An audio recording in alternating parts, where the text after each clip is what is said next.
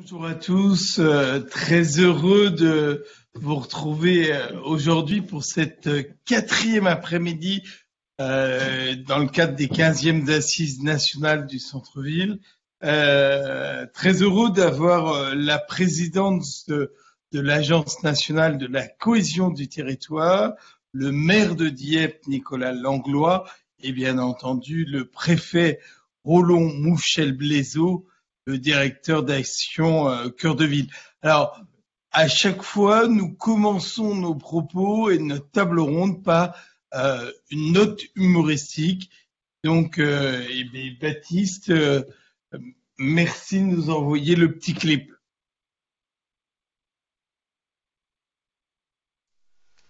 Oui, il y a 2 ans, tu te souviens, j'étais quand même sur le déclin, hein. Oh, grosse traversée du désert, hein. Aride, hein. Il y avait quand même un sacré boulot pour revitaliser tout ça, hein. Et ben c'est là où j'ai lancé l'opération Cœur d'Artichaut. Non, pas Cœur de Ville, Cœur d'Artichaut. En même temps, t'as raison, tu sais, un cœur, c'est un peu comme une ville, hein. C'est quand même un sacré bazar et super complexe pour faire fonctionner la machine, hein. Bah attends, c'est bien beau d'avoir des artères, hein, mais encore faut-il qu'elles soient belles. Il faut que les échanges et les transports soient fluides. Tu vois, si je veux aller place de la Horte, par exemple, il faut que j'ai un bus, un tram, un métro, faut pas que ce soit bouché. Puis pour qu'il soit content, il faut qu'il y ait du verre, de l'espace, que ça respire. Puis il faut l'animer aussi. Allez, tiens, un petit café terrasse, un ticket pour un ciné, un bon bouquin, un petit coup de cœur au coin de la rue. Bah oui, il faut qu'il y ait du passage, hein. Il faut que ça vibre, que ça palpite. Sinon, c'est électrocardiogramme plat, merci d'être passé, au revoir à jamais, hein. Donc, à ce moment-là, j'avais lancé l'opération Cœur d'Artichaut. Et 2 ans après, mais je peux te dire que ça bouge, hein. Ça frétille. Si tu vois ce que je veux dire. Tu vois pas? Ouais, regarde.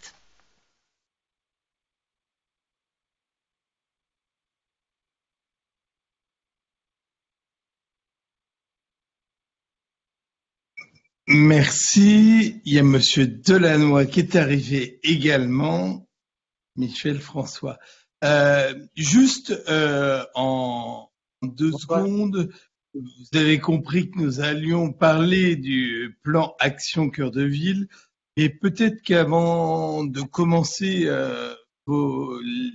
la table ronde, j'aimerais, Madame la Présidente, vous écouter, Caroline Cailleux, et de savoir un petit peu qu'est-ce que l'Agence nationale de la cohésion du territoire. C'est vrai que Madame la ministre, en lançant ces assises nationales du centre-ville et cette semaine du centre-ville, nous a dit tout le bien qu'elle pensait de cette agence, toute l'importance de cette agence. Et c'est vrai que pour nous, ça fait 15 ans que j'ai créé Centre-ville en mouvement, il était très important également de voir fleurir cette agence qui regroupe toutes les problématiques d'un centre-ville, parce que bien entendu, ce qu'on voit, c'est le commerce, l'artisanat, mais il y a plein d'autres choses. S'il n'y a pas de logement, s'il n'y a pas de choses. Et c'est vrai que quand on a été dans votre ville de Beauvais, euh, j'ai été très étonné par tout ce que vous avez mis en place, la maison médicale avec 18 médecins qui sont là, la politique sur le logement avec 180 logements en plus, avec des logements qui sont requalifiés au marché. Je crois que c'est 250 logements. Donc c'est important et on voit les petites rues que vous avez piétonnisées. Donc voilà, un peu quel est le but de l'agence, la cohésion territoire.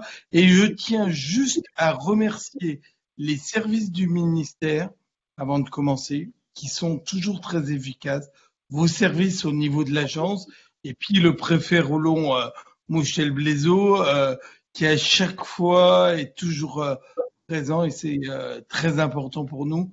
Ça veut dire que vraiment les choses fonctionnent très bien. Bien, merci à vous.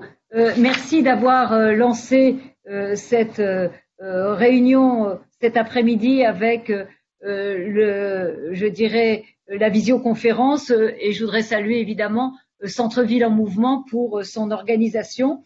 notamment sa présidente, je ne sais pas si elle nous écoute, Danielle Patier, ainsi que son directeur fondateur, Pierre Creuset, qui a tout mis en œuvre pour maintenir l'organisation de ces 15e assises nationales. Je crois que vous avez fait un tour de force. Vous me disiez tout à l'heure qu'il y avait plus de 1000 auditeurs. Eh bien, je trouve que c'est formidable. Et puis, c'est important aujourd'hui d'être déjà, j'oserais dire, dans l'après. Et c'est aussi, je dirais, important pour les élus qui ont été toujours en première ligne pendant cette crise et ce confinement. Et puis, l'État qui a joué un rôle central en mettant en œuvre un certain nombre de moyens pour soutenir l'action des élus et des collectivités et de leur permettre de s'adapter à l'urgence de la situation. Alors évidemment, cela m'amène à vous parler de l'ANCT et de répondre à vos questions. Je dirais d'abord que l'ANCT a joué un rôle central pendant la crise. C'est un établissement public qui est encore relativement jeune puisqu'il a été porté sur les fonds baptismaux depuis le 1er janvier 2019 et l'agence, malgré tout, a su répondre présente dès le début du confinement pour répondre aux nombreuses sollicitations qui, chaque jour, remontaient du terrain. L'agence, en fait, a pour but de répondre aux demandes des agences, de monter, grâce à un certain nombre de conventions avec 5 acteurs principaux, des réponses aux demandes des élus sur le terrain pour faciliter, pour faire du cousu main pour les projets qu'ils souhaitent mettre en œuvre. Et donc, grâce à la mobilisation de ses collaborateurs, les programmes de l'agence, je crois, ont joué un rôle important pendant cette période de confinement. Et je pense évidemment à l'un de nos programmes phares, l'action Cœur de Ville et le vaste réseau de villes labellisées pour lequel le contact a été maintenu pendant ces 2 mois. Je voudrais d'ailleurs saluer Roland Michel Blaiseau, je crois qu'il est présent, qui est le directeur ou plutôt le chef d'orchestre de ce dispositif et qui nous permet d'avoir avec Action Cœur de Ville une collaboration importante qui nous permet de faire remonter les besoins nouveaux, de définir les chantiers qui feront l'objet d'une attention prioritaire dans le futur plan de relance. Je voudrais aussi saluer l'appui que nous avons eu à l'ANCT des associations d'élus, grâce auxquelles l'ANCT a été, j'allais dire presque quotidiennement, informée de l'évolution de la situation sur le terrain. Alors, comment est-ce que l'ANCT pourra être un acteur clé du renouveau des territoires et de leurs centres-villes? L'ANCT a pris conscience d'un certain nombre de demandes urgentes, tout en étant force de proposition, et l'agence pilote aujourd'hui un grand nombre de programmes d'appui nationaux qui prennent en compte les besoins spécifiques des collectivités et ces grandes politiques publiques sont la vitrine de la relance pour 2 raisons. D'abord parce qu'elles correspondent à des thématiques bien identifiées, la revitalisation des centres des petites et des moyennes villes, le soutien à la réindustrialisation grâce au dispositif territoire d'industrie, l'amélioration de l'accès aux services publics et puis la couverture du numérique avec France Mobile, France Numérique, qui est un des dispositifs phares de la NCT. Alors, je crois que ce sont un certain nombre de sujets qui correspondent aux attentes et aux préoccupations des élus et qui, mis en œuvre, devraient améliorer le quotidien de nos concitoyens. Et puis, j'allais dire, je disais tout à l'heure que l'agence peut être la vitrine de la relance, qu'elle correspond à un certain nombre de thématiques, mais je voudrais ajouter que ces actions sont transversales et que c'est, j'allais dire, un des ADN de l'agence, c'est d'être au cœur de la conception même de nos différents programmes. Il s'appuie en effet sur une gouvernance originale puisque elle associe des réseaux d'acteurs nationaux et locaux et qu'elle privilégie une approche de terrain pour apporter une réponse la plus efficace possible. C'est un peu sur le modèle d'Action Cœur de Ville. Les dispositifs remontent du terrain et sont mis en musique par le programme. Et donc, je souhaite souligner le fait que ces différents programmes ont été conçus en synergie.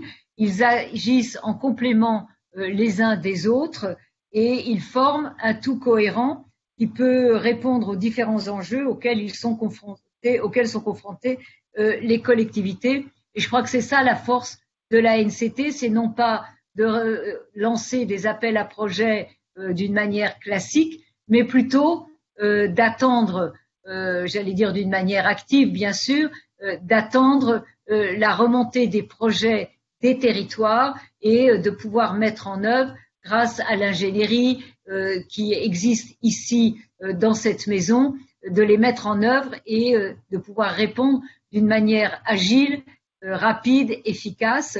Et c'est aussi mon rôle d'élu, d'une part en allant sur le terrain à la rencontre des élus locaux, qui peuvent être évidemment des parlementaires ou des maires, et de faire remonter leurs attentes ou les projets. Ils ont ou ils n'ont pas l'ingénierie dans leur département. S'ils ne l'ont pas, eh bien, elle existe ici à l'agence à Paris, et c'est notre défi aujourd'hui de les rendre efficaces, de permettre des réponses rapides et des réponses agiles. Alors, il y a un certain nombre de programmes qui existent déjà aujourd'hui. Je ne reviendrai pas sur Action Cœur de Ville, mais qui a labellisé 222 villes en l'espace de 2 ans. Roland Mouchel-Bézot, je crois, interviendra tout à l'heure, mais il y a des nouvelles mesures qui vont venir enrichir le programme au cours des prochains mois. En tout état de cause, Action Cœur de Ville sera bien sûr un des fers de lance pour la redynamisation des centres-villes, des commerces de proximité dans les villes moyennes. Il y a d'autres programmes aussi qui vont jouer un rôle central pour accompagner le renouveau des territoires. Je pense au premier rang France Service et Territoires d'Industrie. Vous savez que France Service, il y a déjà 150 maisons France Service installées sur le territoire, que l'ambition est d'en avoir près de 500 2000 si je ne me trompe pas, pardon, j'étais en train de me tromper justement, pour mailler le territoire national et apporter des réponses dans chacun des départements. Je rappelle évidemment que le point de départ de tous ces programmes, c'est le préfet des départements qui est le centralisateur des projets des élus et qui permettra de faire remonter auprès de nous les demandes des élus. Nous avons déjà un certain nombre de projets en cours d'analyse et en cours de réalisation. Ces différents programmes vont être complétés par Petite Ville de demain, qui va s'adresser aux villes de moins de 20 000 habitants. La ministre doit annoncer la teneur de ce programme dans les prochaines semaines, mais c'est un programme important, à la fois parce qu'il s'agit finalement du premier programme clé en main qui va être développé par l'agence elle-même, mais aussi surtout parce qu'il apporte une véritable ambition pour les plus petites centralités et il correspond, je dirais, particulièrement à l'intitulé de notre agence, agence de cohésion des territoires. Le souhait du gouvernement et de la ministre de cohésion des territoires, c'est qu'il n'y ait pas justement que des programmes à vocation urbaine, même s'ils font vivre aussi des agglomérations avec à côté du monde rural, mais bien de s'adresser aussi au niveau des départements, aux bourgs-centres, aux petites villes, pour qu'elles ne se sentent pas non plus les oubliés de la République, comme on le dit quelquefois. Donc là aussi, nous serons très vigilants sur ce programme parce que il est très ambitieux pour les petites centralités. Alors, je crois qu'Emmanuel Lebris va s'exprimer à ce sujet en attendant les annonces de la ministre qui va détailler les contours de ce nouveau programme. Mais l'ANCT, pour compléter, sera également un acteur majeur de la relance grâce à son accompagnement sur mesure et complémentaire de son offre programmatique. Je disais tout à l'heure, les projets vont remonter des territoires et c'est la notion du coût humain, comme le dit souvent Jacqueline Gouraud, qui est la véritable plus-value de cette agence. C'est une ambition forte qui va guider son action au quotidien et la mienne aussi évidemment en tant que présidente de cette agence, parce que c'est ce qui va nous permettre de devenir une véritable fabrique à projets au service des collectivités. L'agence va mobiliser l'ensemble de ses ressources propres, mais également celles de ses opérateurs, partenaires ou encore de prestataires. Là aussi, l'objectif est clair, sanctuariser l'ensemble des expertises et des moyens disponibles à tous les échelons du territoire pour concrétiser plus facilement les projets portés par les acteurs locaux.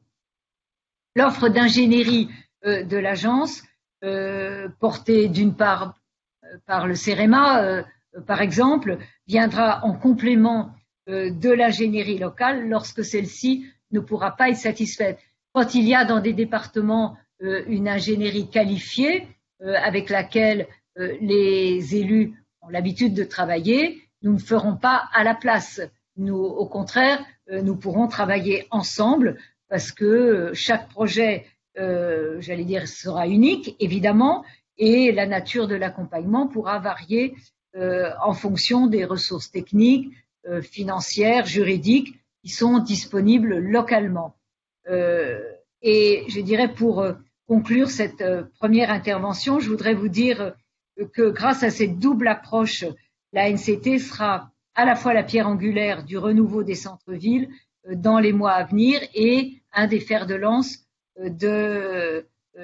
du redéveloppement économique, de la relance économique. L'agence est prête à accompagner la redynamisation des centres-villes, à la fois à travers le soutien au commerce de proximité et à leur modernisation, mais aussi la réhabilitation de l'habitat urbain ou encore la transition écologique qui va venir, j'allais dire, améliorer encore les projets que nous portons dans les villes, puisqu'on s'aperçoit qu'aujourd'hui, depuis ce confinement inédit, la transition écologique a pris une place tout à fait primordiale dans la composition, dans la réalisation de nos projets. Donc, ça sera l'objet des 2 temps d'échange de cet après-midi et je vous remercie de relayer largement nos programmes grâce à cette manifestation de centre-ville en mouvement, parce que j'y vois aussi une reconnaissance des compétences de l'ANCT que je me charge désormais dont je me charge désormais de faire la promotion. Voilà, en tout cas, sachez que je serai totalement engagée pour remplir la mission qui m'a été confiée et puis pour faire réussir l'ANCT à vos côtés. Merci Madame la Présidente. Et c'est vrai qu'au nom du bureau et de notre présidente qui est présente et qui parlera en fin de table ronde, je pense que vraiment on attendait ça et heureusement que les choses se sont mises en place. Merci beaucoup. Juste Constant Papillon-Amblard va animer avec moi la table ronde. Je vous laisse peut-être la parole pour notre ami Roland Mouchel-Blaison. Alors tout d'abord, merci beaucoup Madame la Présidente. Merci à tous d'être présents pour cette table ronde. Donc oui, je commencerai à m'adresser à Monsieur le Préfet Roland Mouchel-Blaison. Vous êtes en quelque sorte un peu le chef d'orchestre de tout ce programme Action Cœur de Ville. Donc comme l'a très bien résumé Madame la Présidente, ça fait déjà 2 ans, c'est 222 villes. C'est beaucoup d'actions qui ont été menées aux 4 coins de notre territoire national. 2 ans après, où en sommes-nous un peu justement avec ce programme et surtout avec les situations de crise comme on a pu les vivre assez récemment et nous sommes encore un peu dedans, comment des crises conjoncturelles de ce type justifient en fait la pertinence du projet gouvernemental tel qu'Action Cœur de Ville? Bien, bonjour à tous, ravi de vous retrouver. Bravo à Centre-Ville en Mouvement et à Pierre Creuset et à toute son équipe et à sa présidente pour l'organisation de ces assises. Et je salue bien sûr la présidente Caroline Cailleux, les maires de Dieppe et d'Épernay, mon complice et ami Michel-François Delannoy, qui est Monsieur Action Cœur de Ville à la Banque des Territoires, et puis bien sûr à tous ceux qui participent pour cette table ronde. Vous avez dit, Caroline Cailleux a dit que j'étais un chef d'orchestre. Je ne sais pas si je suis un chef d'orchestre, mais j'ai affaire à 222 solistes de très très haut niveau.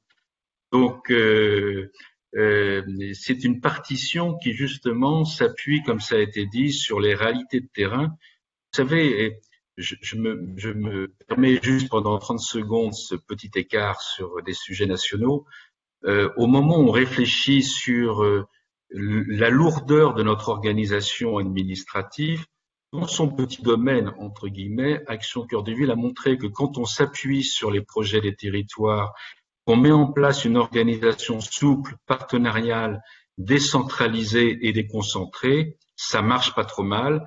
Et au contraire, ça marche très bien puisque notre boulot, c'est pas de dire aux villes ce qu'elles doivent faire, mais d'accompagner leurs projets du mieux possible, d'offrir bien sûr des financements adaptés, des outils juridiques adaptés et aussi des partenariats et des enrichissements du programme en permanence. Donc, juste un mot, le programme jusqu'aux élections municipales qui ont été prolongées pour les raisons que nous connaissons, mais se déployer à une vitesse très supérieure à ce qu'on escomptait, puisque nous étions déjà à 1,2 milliard d'engagements, que les opérations complémentaires que nous avons montées, que ce soit sur Réinventons nos cœurs de ville ou au cœur des territoires avec le Conservatoire national des arts et métiers, se déroulaient très bien. Il y a aussi un outil très important en matière de commerce qui fera la liaison avec la loi Elan, car il ne suffit pas d'avoir des grands programmes, des grandes annonces de milliards. Il faut voir d'abord que ça répond à des projets concrets sur le terrain, et surtout qu'on ait aussi des outils complémentaires à la disposition des collectivités. La loi Elan, vous savez, et avec notamment les ORT, veut faciliter l'implantation d'enseignes et de locomotives en centre-ville plutôt qu'en périphérie, et peut permettre dans certains cas le pouvoir de suspension du préfet sur saisine des élus locaux signataires d'une ORT si un projet périphérique était d'une ampleur telle qu'il menacerait l'opération de revitalisation commerciale. Il y a d'autres outils, mais ce qui est important sur nos sujets, c'est qu'à partir d'un programme, il y ait une cohérence globale de l'action publique, que ce soit en matière d'implantation des services publics, que ce soit en matière de mobilité, que ce soit en matière de connectivité. Regardez par exemple, lorsque le ministère du budget et des comptes publics a annoncé l'implantation d'une 50aine d'établissements ou de services, la DGFiP, dans les territoires, 44 sur 50 étaient dans des villes Action Cœur de Ville, puisque c'était justement, là encore, une cohérence interministérielle pour montrer qu'à partir du moment où on investit dans les villes moyennes, qui sont un peu le cœur de notre tissu urbain dans notre pays, aux côtés des métropoles, et non pas à la place ou en opposition, mais aux côtés et en complément des métropoles, il faut que l'ensemble des politiques interministérielles agissent en cohérence, et c'est bien tout le rôle que d'ailleurs Caroline Cailleux a parfaitement rappelé en introduction, que l'Agence de cohésion du territoire et ses programmes, ce sont un peu des transformateurs opérationnels, dans les deux sens. Transformateurs d'un côté où il y a des grandes priorités publiques, mais comment elles vont s'appliquer dans les territoires? Vous savez, dans notre pays, on fait souvent beaucoup d'annonces, et depuis des siècles, c'est pas conjoncturel, mais on s'occupe peu de sa application sur le terrain. Eh bien, le rôle de l'agence, c'est en quoi on a une priorité publique. Prenons la transition écologique. Donc, je vais aborder la question du commerce maintenant. Comment elle colle, elle s'adapte aux enjeux et aux besoins des territoires. Et puis, par ailleurs, nous sommes aussi des transformateurs. C'est un terme pas très joli, mais lorsque nous remontent des collectivités locales elles-mêmes, des aspirations, des préoccupations, des propositions, notre job, c'est de les retranscrire après dans le programme, dans l'enrichissement du programme, etc. Un mot sur le commerce, puisque c'est bien sûr les assises du centre-ville et le commerce est un enjeu important. C'était un axe fondateur du programme Action Cœur de Ville. Il est d'ailleurs frappant de constater qu'aujourd'hui, tout le monde s'intéresse au commerce de centre-ville, mais il y a quelques années, cet intérêt était tout relatif. Et que pendant des décennies, notre pays a quand même laissé prospérer, de gré ou de force, un certain nombre de zones périphériques et qui ont, dans certains cas, non pas toutes les zones et tous les projets, mais dans certains cas, fragilisé les commerces de centre-ville qui jouent un rôle de cohésion tout à fait fondamental. Alors, il y a plusieurs manières d'y répondre. La première manière, c'est que quand on souhaite, avec l'opération Cœur de Ville, mais ce sera la même philosophie dans l'opération Petite Ville de demain, quand on souhaite remettre des habitants, des services, des administrations, des équipements, travailler sur le cadre de vie, sur la mobilité, sur le stationnement, sur le patrimoine, tout ceci, bien sûr, le tourisme, tout ceci concourt à une vitalité commerciale. Il n'y aura pas de vitalité commerciale s'il n'y a pas d'habitants, s'il n'y a pas de services où on a envie d'aller, s'il n'y a pas de maisons de santé, s'il n'y a pas d'école, s'il n'y a pas d'antennes universitaires, etc. Donc ça, le principe fondateur d'Action Cœur de Ville, c'est de remettre de l'activité et du mouvement et des habitants dans le cœur des villes, bien sûr, d'avoir un commerce beaucoup plus équilibré.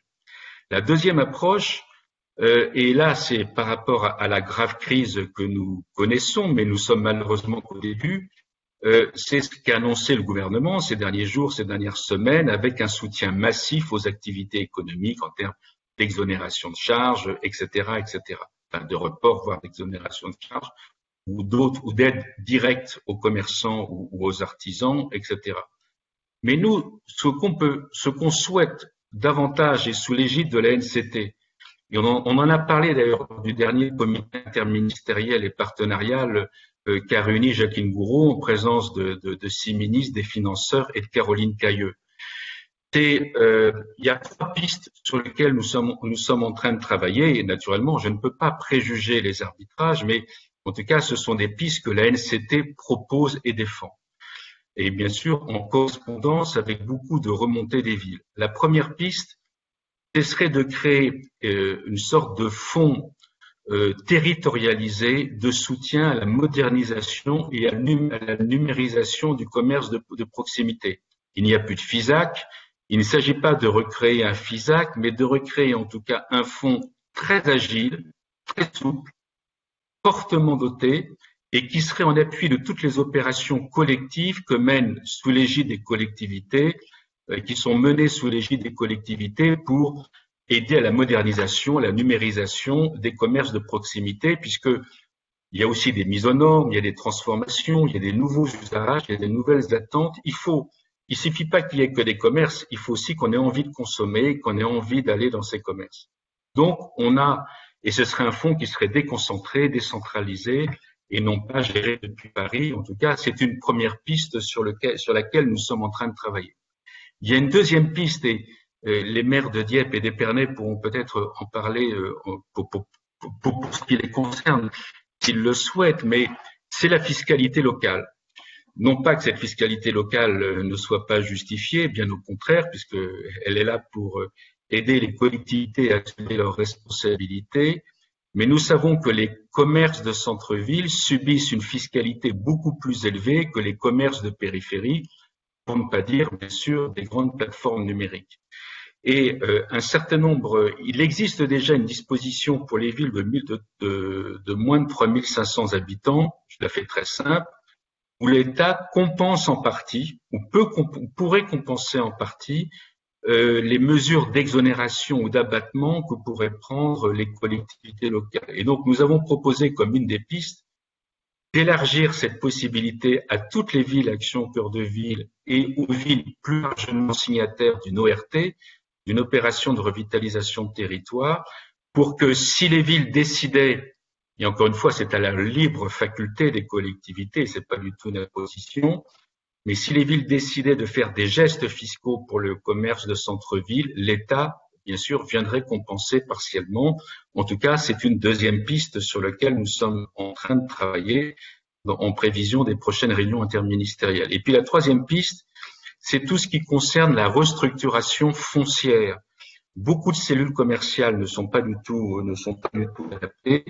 Et donc, sous l'égide de la NCT, au-delà d'ailleurs des villes Action Cœur de Ville, a été proposé le fait qu'il y ait des structures dédiées pour là où le marché privé n'existe pas, ce qui est le cas d'ailleurs dans beaucoup de nos cœurs de ville, et on puisse avoir des instruments d'intervention pour aider à la restructuration des cellules commerciales, le portage foncier, et on va même plus loin puisque il a été proposé sous l'égide de la NCT que la question du loyer pour les commerçants et artisans indépendants de centre-ville se pose également et que développer, fédérer, qu'on appellerait des loyers accessibles. En fin de compte, dans le même esprit qu'il y a des habitations à loyer modéré, il y aurait, grâce à l'intervention publique, des loyers commerciaux modérés pour faciliter l'installation de nouveaux commerçants, de nouveaux artisans, et en fin de compte, leur permettre de mettre le pied à l'étrier et naturellement, lorsqu'ils s'agrandiraient, ils pourraient dans ce cas-là, bien sûr, relever du marché privé, si j'ose dire. Donc voilà quelques pistes sur lesquelles Action Cœur de Ville, mais plus généralement l'Agence nationale de cohésion des territoires, est en train de travailler. Je pense qu'au-delà des mesures nationales et qui sont vitales, importantes, et d'autres mesures sont en préparation, vous le savez, elles sont annoncées par le gouvernement. Notre valeur ajoutée, c'est de veiller à la question des centres-villes et de la mise en œuvre territoriale de ces dispositifs. Et c'est bien sûr tout le sens des travaux que nous sommes en train de mener. Merci beaucoup, Monsieur le Préfet. Peut-être que Nicolas Langlois, la ville de Dieppe, ça peut être intéressant. Alors, Monsieur Langlois, bonjour. Bonjour, Monsieur le maire. Bonjour. Petite question, du coup, très concrète. Voilà, ce programme Action Cœur de Ville, qui fait véritablement appel à tout ce qui concerne la logistique et l'intelligence territoriale. Comment il vous a concrètement aidé et qu'est-ce que vous avez pu mettre en place dans votre ville? Bonjour à toutes et à tous. La première chose, c'est que moi, je suis très jacobin. Je suis plutôt de la nouvelle génération. Est-ce que vous m'entendez là? Ouais. Très très bien, oui. Est-ce que vous m'entendez? Vous m'entendez? Oui, très bien. Très bien. Excusez-moi, ça avait changé. Je suis très jacobin. J'aime bien quand l'État donne un cadre, se fixe des objectifs et permet à l'ensemble des acteurs du territoire, des territoires et de la République de l'atteindre. Et je trouve que sur le dispositif Action Cœur de Ville, tel qu'il est mené depuis un peu plus de 2 ans, on est exactement là-dedans. Et moi, ça me va avec la souplesse qui a été évoquée par les 2 précédents intervenants. Parce que sur nos territoires, chaque territoire est différent. Quand on a affaire à 222 villes, on a 222 situations différentes. Et en même temps, cet objectif de revitalisation, de redynamisation de nos cœurs de ville à partir de toutes les activités, et ça me semble très important, ça a besoin de cette souplesse. Et donc, qu'est-ce que ça nous a amené? D'abord, ça nous a amené à avoir une visibilité plus forte.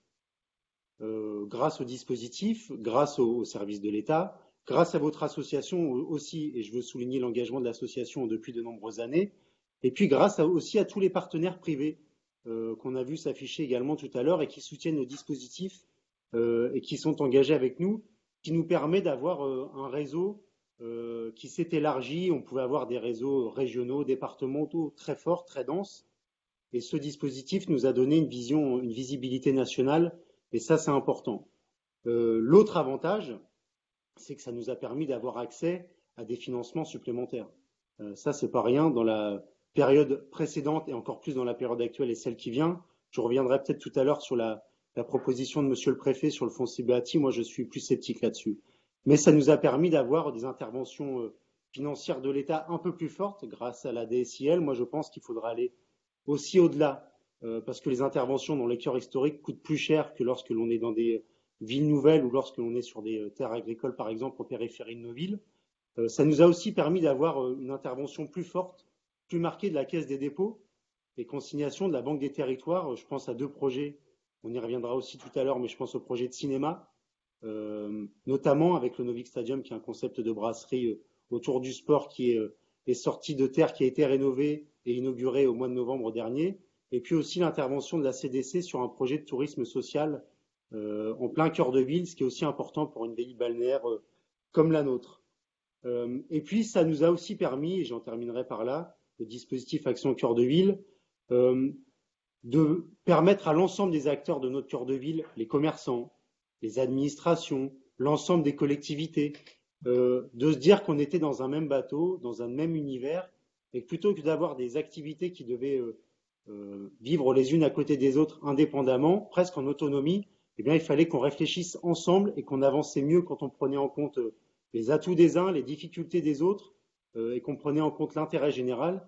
Et ça nous a permis de renforcer ce partenariat qui nous permet d'avoir plus d'échanges, plus de projets communs aussi, et puis d'avoir fait la démonstration que pour qu'il y ait un cœur de ville, eh bien, il fallait vraiment toutes les activités humaines, de la consommation avec les commerces au logement neuf et aussi logement à réhabiliter, puisque grâce au dispositif Action Cœur de Ville, on a pu signer une nouvelle OPARU avec un objectif de 160 logements à réhabiliter dans notre cœur ancien. Toute la partie culturelle avec notre scène nationale, également avec le nouveau cinéma. Et puis la question des transports sur laquelle on a pu très bien travailler en lien avec l'agglomération Dieppe-Maritime, puisque les villes-centres sont signataires du dispositif avec leur Comcom, avec leurs agglomérations, qui nous a permis par exemple de mettre en place une navette gratuite et électrique qui nous permet de desservir les services publics comme notre front de mer, puisque notre front de mer jusque-là n'était pas desservi par les transports en commun. Merci, Monsieur le maire. C'est intéressant ce que vous avez dit et c'est vrai que ça a permis également à Action Cœur de Ville à avoir, vous aviez plein d'idées et à avoir une vue d'ensemble sur le centre-ville et de se dire, bah tiens, on va faire germer ça et tout. Alors là, vous avez inauguré les cinémas qui sont en plein cœur de ville. Donc, à cette ouverture, il y a la gare et il y a les cinémas. Et c'est vrai que ça ouvre le cœur de ville de façon importante. Je vous dis ça parce que il y a la caisse de dépôt qui est présente, la caisse de dépôt qui vous a fait intervenir au moment à Arras, au moment où il y avait un grand rassemblement de personnes c'est bon? Oui, je croyais. Voilà, à ce moment-là, voilà, on a présenté un peu votre projet à Arras parce que c'était la caisse de dépôt qui réunissait l'ensemble des maires des cœurs de ville. Alors, Monsieur Delannoy, peut-être que vous avez quelque chose à nous dire par rapport à ça. Est-ce que la Banque de territoire était en train de le faire par rapport au cœur de ville? Alors, bonjour à toutes et à tous et à tous les amis de Centre-Ville en Mouvement, et je salue bien sûr les autres intervenants de cette table ronde. Bon, vous savez, hein, je pense que tous les participants à cette table ronde et ceux qui nous écoutent le savent, Olivier Sichel, le directeur de la Banque des Territoires, a vraiment décidé de faire de ce projet, Action Cœur de Ville, une priorité, vraiment une priorité de l'action de la Banque des Territoires au titre de nos missions hein, de lutte contre les fractures territoriales et de la mission plus globalement d'intérêt général que nous poursuivons. Alors, d'abord, ce qui est important, et dans le relais de ce que disait Roland Mouchel-Blaiseau, important de souligner, c'est que ce programme, il a mobilisé déjà pas mal de moyens finalement de la Banque des Territoires, puisque on a engagé à peu près aujourd'hui 500 millions d'euros, à la fois sur des missions d'ingénierie, de soutien pour des innovations, c'est quand même un élément important de notre contribution, mais aussi en matière d'investissement, en matière de prêts. Voilà, un peu toutes les composantes aujourd'hui de l'offre de la Banque des Territoires sont actionnées. Et ce qui était intéressant d'observer, parce qu'on était quand même tous un petit peu interrogatifs finalement de ce qui allait se passer dans la période actuelle, c'est-à-dire à la fois avec le rendez-vous des municipales, et donc qui crée quand même un moment un peu particulier, et évidemment avec ce qui s'est passé en plus avec le confinement et le report du deuxième tour des élections municipales, on pouvait s'attendre à ce qu'il y ait finalement une forme de baisse de régime dans la mise en œuvre et dans la sollicitation des moyens que nous proposons. Et ce qui est vraiment tout à fait spectaculaire, c'est que nous avons, pendant cette période, notamment de confinement, continué à engager beaucoup de moyens, que ce soit d'ailleurs des moyens d'études, d'ingénierie. On en a engagé à peu près 150 entre le début du confinement et le moment où je vous parle. Donc c'est quand même assez impressionnant. Nous avons à ce titre engagé quasiment 4 millions d'euros supplémentaires. Et puis les prêts, nous avons engagé près de 70 millions de prêts entre le début du confinement et aujourd'hui. Et on a engagé aussi à peu près pour 15 millions de projets d'investissement dans les villes cœur de ville. Voilà, je pense que c'est important de le souligner, et ça on le doit à quoi? On le doit au fait qu'il y a par le programme Action Cœur de Ville une véritable communauté au travail qui a continué à travailler avec des canaux d'information, de transmission de dossiers, d'échanges, même quand les conditions ne sont pas faciles. Cette communauté-là, elle a été constituée, aujourd'hui elle fonctionne à plein, et elle a permis effectivement pendant cette période de continuer à travailler efficacement. Et puis on le doit aussi au fait que les porteurs de projets, les véritables porteurs de projets que sont les maires et leurs équipes, dans la période précédente, ils ont fait maturer en quelque sorte tout un certain nombre de leurs projets, et qu'on rentre maintenant dans une deuxième période. Je ne vais pas être trop long, mais c'est vraiment un élément sur lequel moi je veux insister, c'est qu'on rentre aussi dans la deuxième période de vie du programme Action Cœur de Ville, et qu'aujourd'hui, l'impératif, je crois, c'est vraiment de transformer, de passer vraiment du repérage des opérations, de la période d'ingénierie qui a permis de peaufiner les projets, au temps de la réalisation et de la montée en puissance de la réalisation des projets. Mais j'en termine là, on ne peut évidemment pas se taire sur ce que nous sommes en train de vivre, le confinement et la crise qui s'ensuit. Et je crois qu'il faudra qu'avec Cœur de Ville, la Banque des Territoires en fera d'ailleurs une proposition forte dans les semaines qui viennent, nous soyons extrêmement proches de vous, les élus et les techniciens qu'il y a autour de vous, pour peut-être vous accompagner dans la bonne compréhension de ce qui se passe sur le plan du commerce, parce que ça va, je crois, vraiment beaucoup secouer, mais aussi peut-être avec la contraction de vos ressources à laquelle on s'attend malheureusement, vous aider aussi peut-être à regarder la soutenabilité des projets que vous aviez et comment on les réinterroge, vous faire gagner du temps finalement dans tout ce travail peut-être de réajustement qui sera nécessaire pour vous permettre surtout dans la continuité de continuer à transformer et de concrétiser. Aujourd'hui, vraiment la volonté d'Olivier Sichel, d'Éric Lombard et de toute l'équipe de la Banque des Territoires, on est à peu près 150 quand même à travailler au sein de la Banque des Territoires aux côtés des villes, cœur de ville, c'est vraiment d'accompagner cette période très particulière, mais de vous accompagner vraiment pour que les projets sortent. Alors on en a donc le maire de Dieppe l'évoquait, avec le cinéma, où c'était une première d'ailleurs nationale, puisque c'était le premier prêt que nous proposions dans une ville cœur de ville, non pas pour un porteur de projet public, mais pour un porteur de projet privé, puisque c'est le cas pour le projet du cinéma. Mais on a aussi à Épernay, par exemple, lancé la toute première étude cœur de ville financée par la BDT sur les enjeux de biodiversité, qui sont aussi un vrai élément vers lequel nous pensons que ces villes doivent, peut-être plus encore que d'autres, développer leur transformation pour être vraiment les villes de demain. Et puis peut-être je reparlerai, je vais terminer là, sur le sujet des foncières qu'évoquait Roland Mouchel-Blaiseau, parce qu'on pense effectivement que c'est là un outil absolument fondamental pour aider à la transformation de ces territoires et parfois de linéaires un peu compliqués. Là, il faut que ces territoires cœur de ville aient des outils, les outils que vous décidez de mettre en place et qu'on doit vous accompagner à penser, à ajuster, mais aussi à financer. Et ce sera une priorité de la Banque des Territoires d'être à vos côtés aussi de ce point de vue. Merci beaucoup, Michel.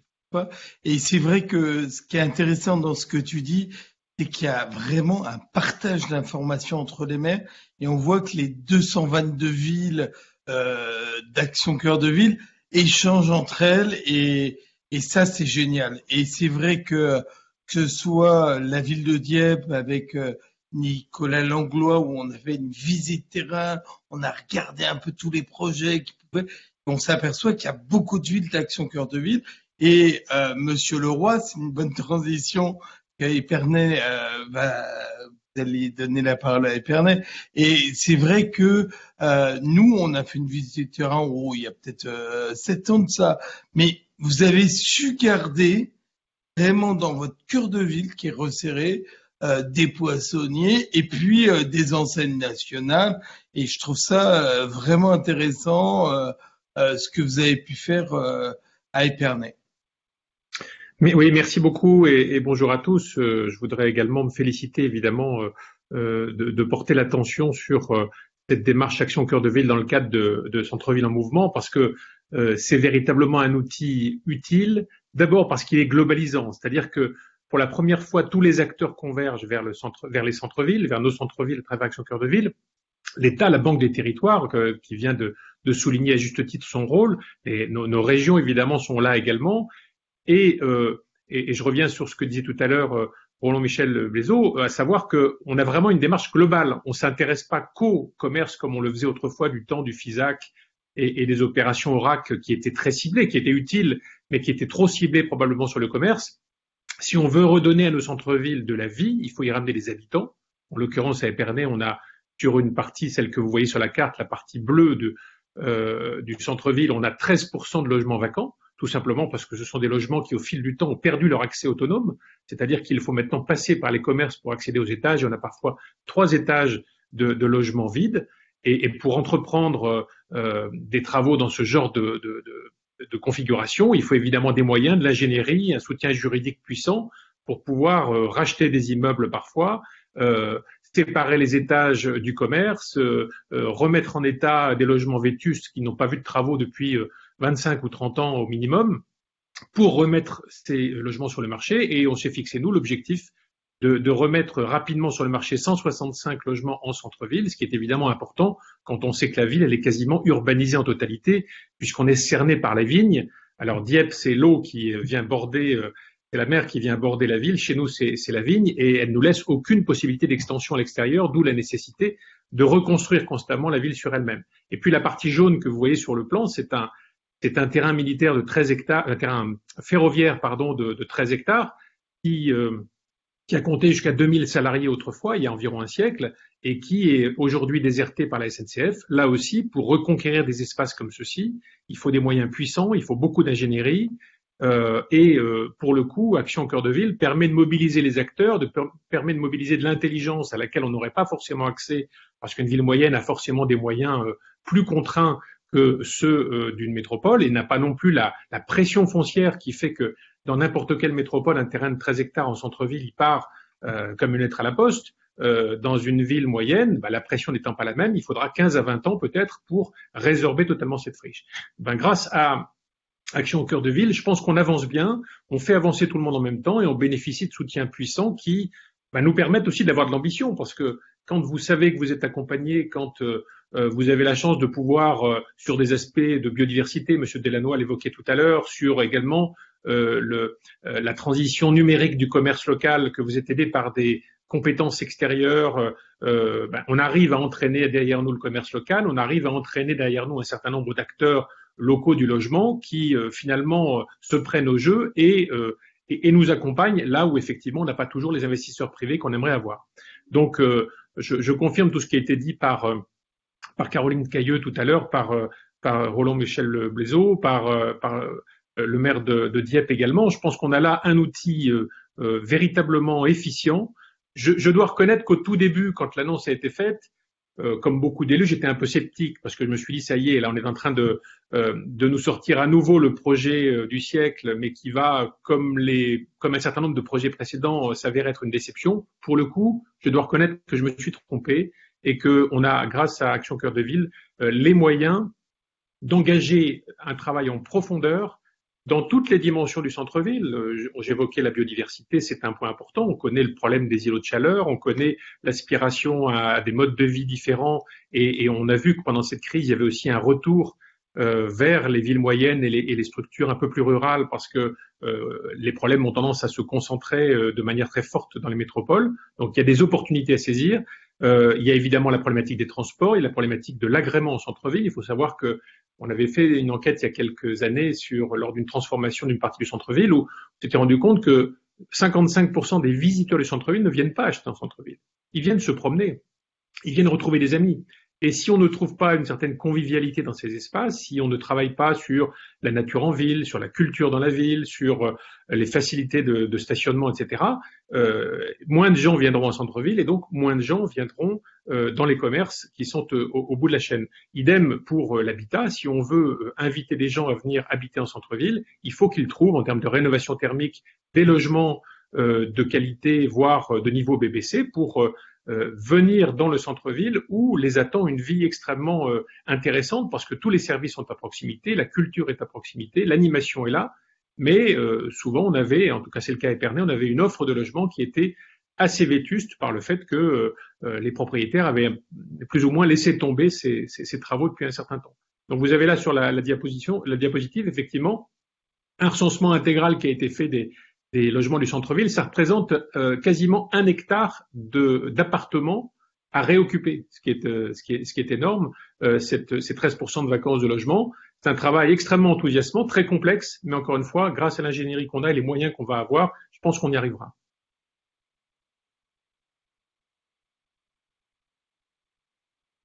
Merci beaucoup, Monsieur le maire. Alors, peut-être que on donne 2 minutes Allez, 2 minutes à chacun. Pour... Après, il y aura Caroline Cailleux, notre présidente, qui clôturera la table ronde. Voilà. Ça va vite, hein? Ça passe très vite. Alors, peut-être qu'on peut donner la parole à Monsieur le préfet.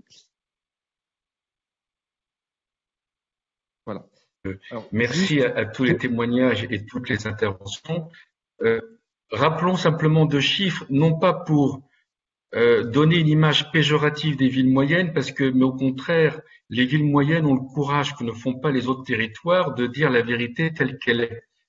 13% de commerces vacants en moyenne dans les centres-villes de nos villes et plus de 300 000 logements vacants. Ça ne veut pas dire que tout peut être rénové du jour au lendemain. Franck Leroy vient de le dire avec beaucoup de justesse que les aspirations de nos compatriotes pour revenir en ville, y compris avec la crise, seront très différentes de type de logement que nous avions avant. Mais en tout cas, c'est un formidable défi. Et donc, on voit bien que si on ne prend pas toutes les dispositions pour consolider la vitalité de nos centres-villes, ce ne sera pas 300 000 logements vacants et ce ne sera pas 13% de commerces vacants dans nos cœurs de ville.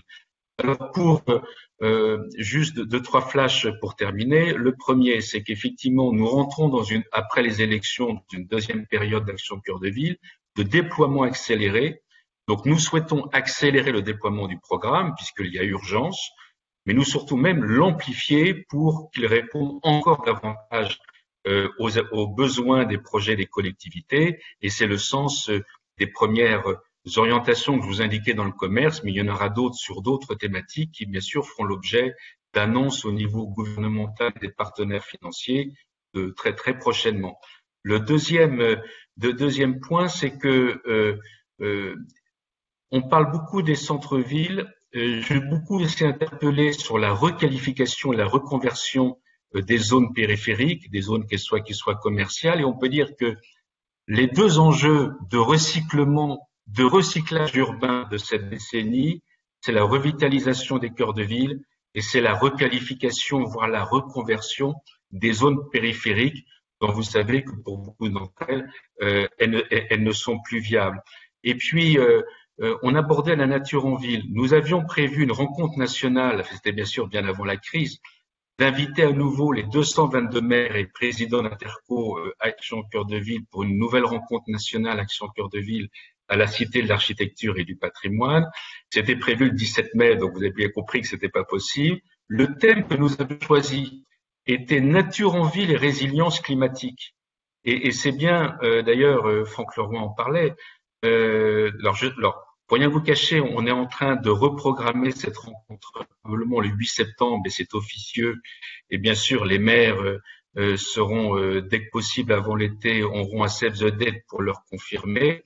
Mais vous voyez bien l'esprit, c'est de dire que il nous faut vraiment être beaucoup plus imaginatifs à la disposition des collectivités pour que leur projet Action Cœur de, en tout cas, ils aient tous les moyens à leur disposition pour que leur projet de rénovation de leur centre-ville correspondent parfaitement aux nouvelles attentes. Moi, j'ai vraiment un message très optimiste à faire sur les villes moyennes qui sont un facteur de développement et d'attractivité des territoires qui est fantastique, qui est sous-estimé. On commence maintenant, le maire de Dieppe parlait d'ailleurs de la communication tout à l'heure. C'est très important que depuis 2 ans et demi, on a fait comprendre que notre pays, on a besoin d'une capitale monde, Paris, on a besoin de métropoles de niveau européen. Il n'y en a pas forcément 22, mais il y en a un certain nombre. Et puis, on a absolument besoin de ce réseau de villes petites et moyennes et que c'est une chance pour notre pays de pouvoir disposer de ce réseau. Donc, en tout cas, et on voit bien aujourd'hui qu'on ne regarde plus ces villes dites moyennes du même regard qu'il y a quelques années, parce qu'on avait une vision beaucoup trop péjorative, un peu parisienne intramuros, de la réalité de nos territoires. Et puis, je finirai par un clin d'œil par rapport à votre humoriste qui parlait de la nature. Je dirais que c'est pas la campagne, c'est pas la ville qu'il faut implanter à la campagne, c'est dorénavant la campagne et la nature qu'il faut mettre ardemment dans la ville.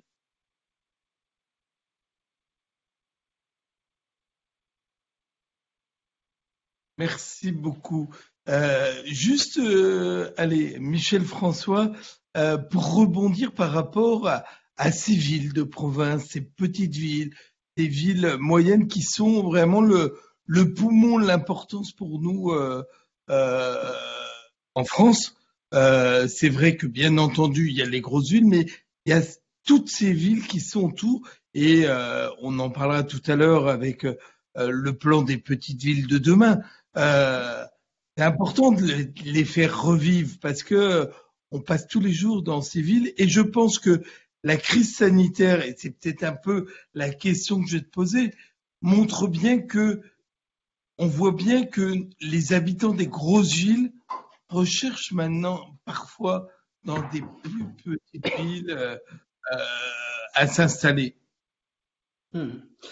Ça, c'est très juste et c'est d'ailleurs une tendance qu'on avait captée déjà dans la période précédente avec Ville-de-France.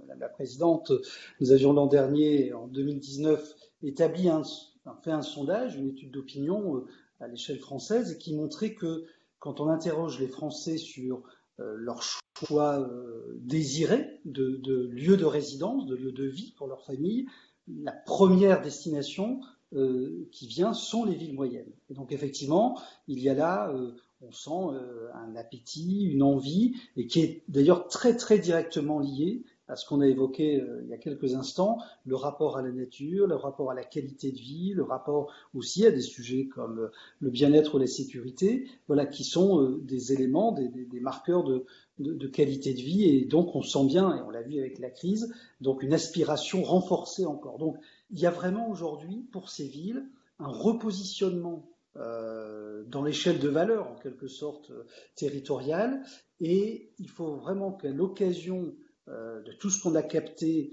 comme projet et de notre capacité à les accompagner, on fasse prendre aux villes du programme Action Cœur de Ville un vrai temps d'avance, que ce soit sur les questions, on l'évoquait, de résilience climatique ou de biodiversité, mais aussi sur la question du numérique, sur la question de la performance finalement des territoires pour répondre aux préoccupations, mais aux attentes aussi de la population.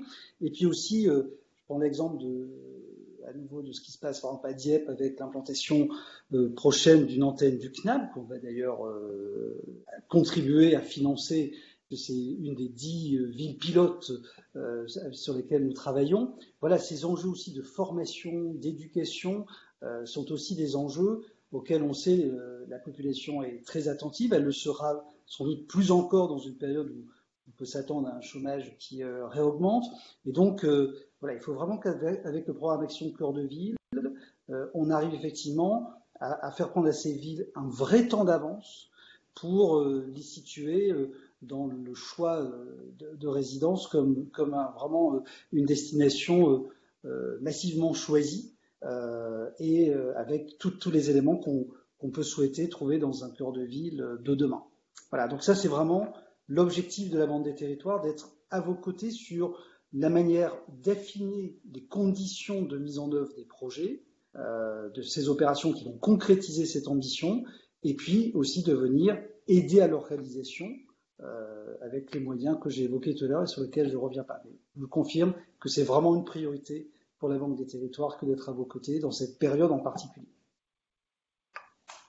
Et rendez-vous, excusez-moi, à Avignon, puisque cette année, c'est à Avignon qu'auront lieu des rencontres cœur de ville comme celles qui ont eu lieu l'an dernier à Arras. Donc Avignon au mois de décembre, le 14 et 15 décembre 2020, donc pour permettre aux maires en particulier d'échanger des expériences comme nous le faisons chaque année. Et il y aura aussi cette année une volonté de faire rencontrer aussi des apporteurs de solutions, des structures, des sociétés qui peuvent vous apporter de manière assez rapide des solutions sur les sujets qui sont au cœur de vos projets. Merci beaucoup, Michel François. Monsieur le maire de Dieppe, vous êtes souvent pris pour exemple dans notre association d'élus et de parlementaires Centre-Ville en Mouvement pour les emplois, parce que bien entendu, on a parlé de logement, on a parlé de commerce, on a parlé de plein de choses. Et c'est vrai que la ville de Dieppe, vous avez su garder des administrations dans le centre-ville, comme l'hôpital, comme la caisse primaire d'assurance maladie, comme plein de choses. Et ce qui permet également à ces gens qui vont à l'hôpital ou à ces personnes qui travaillent chaque jour, de consommer dans le centre-ville. Ça, c'est important parce que ça veut dire que c'est du pouvoir d'achat en plus pour le centre-ville. Et ça, j'aimerais vraiment parce que c'est important que le public puisse entendre ça également, nos élus. Vous avez partiellement raison de dire qu'on a gardé beaucoup d'administration, pas assez à mon goût, mais comme tous les maires, j'imagine, du programme Action Cœur de Ville, et que c'est l'objet de nombreuses mobilisations et de nombreuses bagarres pour préserver nos services publics qui sont au bout du compte des éléments d'aménagement du territoire et d'égalité pour nos habitants. Mais c'est aussi un choix politique d'avoir fait en sorte, et ça c'est pas simplement moi, mais depuis de nombreuses années à Dieppe, de préserver un maximum de fonctions et donc de grands services publics à proximité immédiate du centre-ville. Et c'est vrai que quand on a un hôpital comme le nôtre, avec 1700, 1800 agents qui viennent chaque jour en cœur de ville pour soigner, pour prendre soin des habitants, ça crée de l'interaction avec la ville. Moi, je pense que de ce point de vue-là, et c'est un message que je passe à monsieur le préfet et du coup à l'État, je pense que dans la période difficile que nous allons vivre, on va avoir besoin d'un moratoire sur le déménagement de nos services publics dans nos villes moyennes parce que les emplois publics, ce sont souvent des emplois qualifiés dans nos territoires. Ce sont aussi, c'est un message qu'on envoie aux partenaires privés. Si la puissance publique fait le choix de rester dans nos territoires et même d'y réinvestir et de réintroduire, de revenir dans nos territoires, on a aussi été éligible à un programme du ministre Darmanin de décentraliser des services de la Direction générale des finances publiques. C'est décalé en raison de la crise du Covid, mais c'est aussi un message qu'on envoie aux partenaires privés. Et je parlais de choix d'aménagement, on a beaucoup parlé du cinéma. Je fais le lien avec ce que monsieur le préfet disait sur la place de la nature en ville. On a fait le choix d'implanter le cinéma privé en cœur de ville, à côté de la gare, 1300 fauteuils, sans aucune place de parking supplémentaire. Au début, ça a beaucoup fait parler. Certains nous ont dit qu'on se trompait, qu'on faisait n'importe quoi, mais on a fait le choix, nous, plutôt que de créer des places de parking, d'avoir un grand parvis aéré, avec des espaces verts, avec une gestion des eaux de pluie à la parcelle sur place, en faisant ce pari-là, même si à Dieppe, il fait moins chaud qu'à Épernay l'été ou que dans le sud de la France, puisque la Caisse des dépôts nous invite à Avignon dans les prochains mois, de se dire que dans les 10, 20 ans à venir, ça allait se réchauffer. Et puis pour que bien vivre dans nos villes moyennes, il fallait aussi davantage de nature, même si à Dieppe, avec le port qui est dans la ville, et le port, ce sont aussi des emplois, il y a aussi des interactions particulières, parce qu'on a les bateaux de commerce qui rentrent en pleine ville, on a les bateaux de pêche qui interrompent la vie de la ville quand les bateaux s'ouvrent, quand les ponts se lèvent ou tournent, mais en même temps de se dire que toutes ces contraintes, c'était aussi l'avantage de nos villes moyennes. On rentre dans une période très difficile et en même temps, les 222 maires, moi je pense, du programme Action Cœur de Ville, ils sont convaincus depuis très longtemps, et les habitants encore plus, qu'il y a une qualité de vie qui va être recherchée de la part des Français. Et donc, on a bien fait de s'inscrire depuis des années, encore plus grâce au programme Action Cœur de Ville, dans la revitalisation de nos cœurs de ville. Et la formation et la santé, je rejoins ce qui a été dit tout à l'heure, ça va être très très important dans les mois et les années qui viennent. Merci beaucoup, monsieur le maire. Alors, avant de redonner la parole à madame la présidente Caroline, je vais reposer une dernière question à monsieur Leroy. Dans toute cette politique du programme Action Cœur de Ville, donc je reformule ma question. Vous avez été une des premières villes à avoir un manager de centre-ville à vos côtés. Comment cette fonction de manager s'est-elle intégrée dans le programme, par exemple, Action Cœur de Ville? Alors cette relation que crée le manager de centre-ville est essentielle parce que le centre-ville est un secteur extrêmement sensible. Le moindre chantier de travaux peut perturber une journée, une semaine de commerce pour un certain nombre d'acteurs. Et si on n'a pas de coordination entre les acteurs du centre-ville que sont les commerçants, mais également toutes les autorités diverses, propriétaires de réseaux et autres qui interviennent dans le centre-ville, si on n'a pas une bonne coordination à ce niveau-là, on risque, j'allais dire, sans le vouloir, de perturber l'activité commerciale qui est très vite fragilisée. Donc, on a dès le départ, effectivement, je pense que c'était l'une des premières villes de France à avoir un manager de centre-ville, et ce manager a toujours complètement justifié son rôle, précisément parce qu'il est une courroie de transmission qui fait qu'autrefois, il y a une quinzaine d'années, une vingtaine d'années, on avait des tensions régulières entre le commerce et la ville pour des raisons qui étaient parfois légitimes de part et d'autre. Aujourd'hui, on fonctionne dans un même élan, avec une collaboration, une concertation qui est permanente, et ce qui nous permet, j'allais dire notamment dans les temps de crise que nous avons traversés là, d'être très vite en situation d'écoute du commerce, de relais d'initiatives privées ou publiques selon les cas, et c'est extrêmement important. Ce que je voudrais dire simplement peut-être d'un mot, c'est que au sortir de cette crise terrible qu'on vient de connaître sur le plan sanitaire, mais la crise économique, elle arrive, elle est devant nous encore. Je pense qu'il y a 3 enseignements à tirer pour les centres-villes et qui peuvent tout à fait irriguer les projets Action Cœur de Ville. Il est clair qu'il y a une aspiration de retour à la nature dans les centres-villes. On la sentait venir, mais elle a été amplifiée par le phénomène du confinement. On a également un retour vers les filières courtes qui est évident. Sur le plan alimentaire, il y a une aspiration à pouvoir se nourrir localement et les maraîchers qui ont pu autour d'Épernay ont vu leur service de livraison exploser littéralement, passant de 80 colis par jour à 450 colis par semaine, et tout le monde voulait avoir affaire à ces producteurs locaux comme si ils représentaient une sécurité, une garantie par rapport à tout ce qu'on pouvait trouver dans les grandes surfaces notamment. Et le troisième pilier fondamental, c'est le numérique. Parce qu'effectivement, on ne peut pas avoir de service de livraison, on ne peut pas avoir de service de livraison à domicile, de commande à domicile, de commande, si on n'a pas un service Internet puissant et efficace, simple, accessible à tous. Et je pense que s'il y a un travail à faire important, mais je sais que Centre-Ville en Mouvement le fait depuis le départ, c'est de convaincre les commerçants individuels que le numérique n'est pas leur ennemi, qu'ils doivent s'approprier une part de numérique dans leur commerce. Et à ce moment-là, j'allais dire, ils auront les avantages du commerce de proximité, qui est le contact, qui est ce rapport inégalable avec la clientèle, et en même temps la force du numérique. On a vu des commerçants être en capacité, grâce au numérique, de livrer un client qui n'avait pas la bonne taille de chaussures ou de costumes dans les 48 heures. Grâce au numérique, le costume ou la paire de chaussures était arrivée, et ça fonctionne.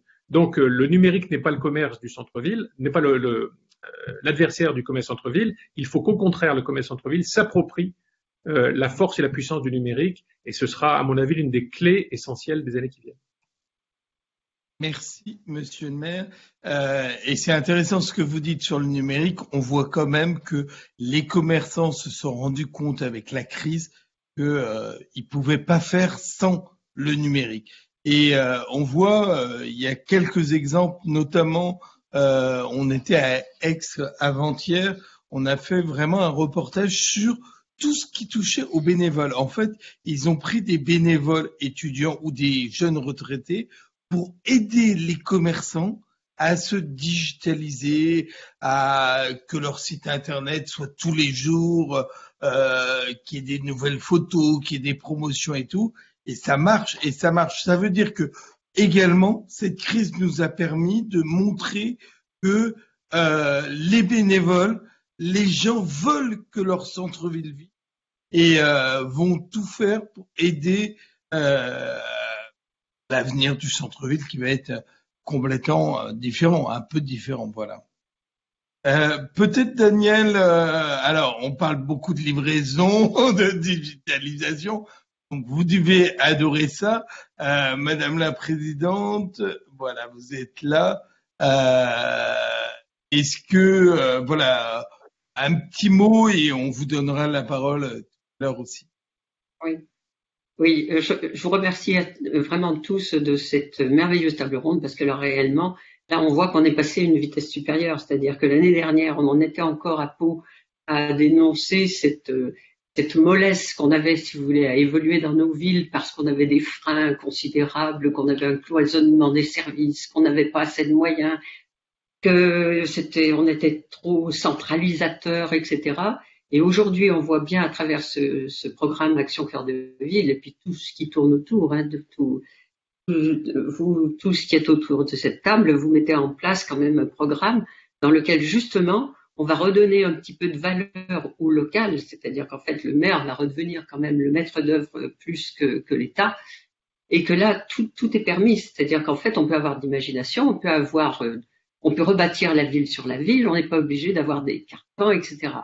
Moi, je voudrais bien insister sur le problème des services, comme on vient de le dire, ce sera d'ailleurs une transition avec la table ronde après. Vous savez que les petites villes, puisqu'on va s'attaquer maintenant aux petites villes, vous avez quand même des villages de 2000 à 3000 habitants qui n'ont plus de poste, qui n'ont plus d'endroit pour retirer de l'argent. Et nous avons fait un suivi, vous savez, dans les études sur le confinement. Vous aviez des populations entières qui ne pouvaient plus se nourrir pour la bonne raison qu'ils ne pouvaient pas aller retirer de l'argent et que personne ne leur livrait leurs marchandises. Alors, je mets en garde un tout petit peu sur l'enthousiasme que tout le monde a sur les drives. Les drives, c'est un truc absolument extraordinaire, évidemment. Mais vous savez que c'est ce qui a tué aussi le petit commerce dans les villages, puisque toutes les grandes surfaces avaient mis des drives dans les surfaces, qui a empêché tous les commerçants de centre-ville des petits villages ont disparu à cause des drives des grands opérateurs qui étaient autour. Donc je crois qu'il faut faire très attention dans cet équilibre qu'il va y avoir. C'est vraiment des drives qu'il faut trouver pour le centre-ville, pour les commerçants qui sont en proximité, justement pour concurrencer ces drives qui sont un peu à l'extérieur. Et là, il y a tout un travail de faire d'aménagement, c'est-à-dire que vous avez bien vu la difficulté qu'on avait eu à approvisionner nos villes, et vous avez bien compris que si on avait eu tant de difficultés, c'est parce que ça faisait fort longtemps que toutes les plateformes d'approvisionnement sont à des kilomètres et des kilomètres des villes, et que du coup, il nous manque un peu d'espace dans la ville pour faire des stockages avancés, pour des stockages même pour les commerces, etc., déportés, etc. Donc, il faut un petit peu réinventer cet espace, mais il ne faut pas oublier que dans vos friches que vous avez, il faut conserver ces espaces qui doivent servir pour l'approvisionnement et le fonctionnement de la ville. Donc, je pense que là, il ne faut pas oublier non plus que l'accessibilité, c'est quelque chose de très important et que quand on fait, puisque vous savez que dans les mairies, malheureusement, il y a toujours un service de voirie et de transport, mais qu'il n'y a personne qui s'occupe en fait des marchandises. Et j'insiste encore sur le rôle du manager, justement, puisqu'on en parlait, qui peut servir de lien s'il est bien formé, pour dire que c'est pas le tout de mettre des bus ou des nouveaux trains, et qu'il faut aussi qu'il y ait de la place pour que les camions passent et qu'on ne fasse pas que des espaces verts. Je donne un exemple à Lyon où on a mis d'un seul coup des grands pots de fleurs au milieu de la rue la plus passante de Lyon, où il y a tous les commerçants avec des pistes cyclables. Or, les cyclistes ne pouvaient plus passer, les commerçants n'ont pas pu être livrés. Résultat des courses, il y avait 2 fois plus d'encombrement qu'avant. Donc, si vous voulez, il faut réellement qu'il y ait une concertation, mais moi, j'insiste beaucoup, qui vont mener leur projet à bout, parce qu'il faut vraiment que tout... Daniel. Alors, juste, il y a un problème de connexion, c'est pas grave. Ça permet de transiser sur l'autre table ronde.